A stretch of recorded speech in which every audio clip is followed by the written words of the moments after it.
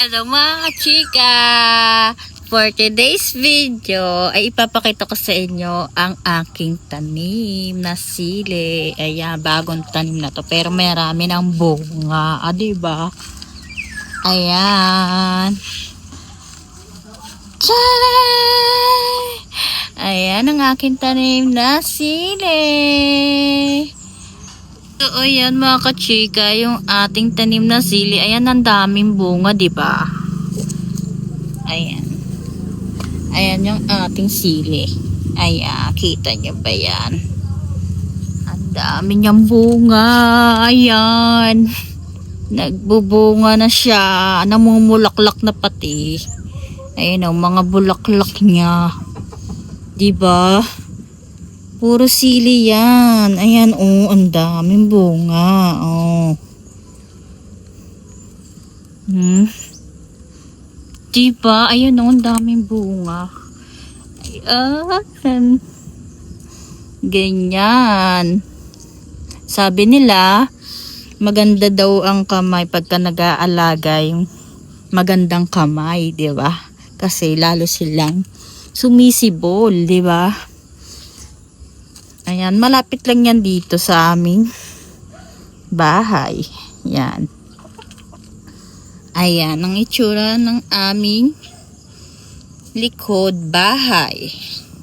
O diba, napakaganda ng view. Bundok. Ayun, may umepal pa.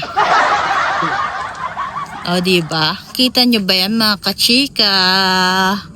Ang ganda ng view. Tapos merong umepal. Nagutom. Nagutom mag. Ano ulam mo? Lapitan natin. Lapitan natin. Ano ulam mo? Gigi. Gigi.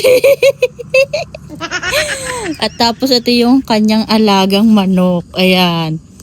Kita nyo ba yan mga kachika? Ang kanyang 3 alagang manok. O ginawan niya ng kulungan. Diba? Ayan na kanyang patuka. Ang dami pa. Tapos ito yung aming pine tree. Ayan, malaki na yung aming pine tree. O diba? Ang dami naming mga saging na tanim. Kung gusto nyo ng saging, magsabi lang kayo sa akin. Ayan o, ang daming bunga. Ayan. O diba? Dito pa lang, mabubuhay ka na. O diba?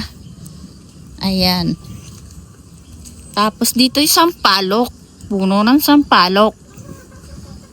Ayan. Ang dami din bunga ng sampalok.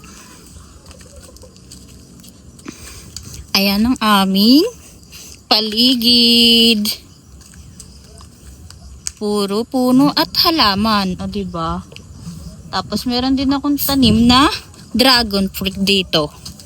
Dragon fruit. O sa mga gustong matikman ang dragon fruit. Pero wala pa siyang bunga. Ayan.